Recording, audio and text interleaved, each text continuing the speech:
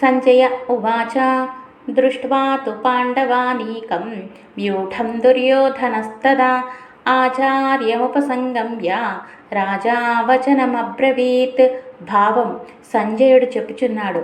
అప్పుడు రాజైన దుర్యోధనుడు వ్యూహాకారంగా రచించబడిన పాండవ సైన్యాన్ని చూసి గురువైన ద్రోణాచార్యుడితో ఇలా అన్నారు.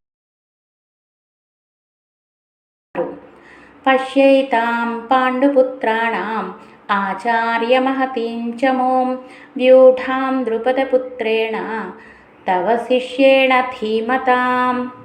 భావం దుర్యోధనుడు అన్నారు, గురుదేవ, గొప్పగా ఉన్న పాండవ సైన్యమును చూడండి.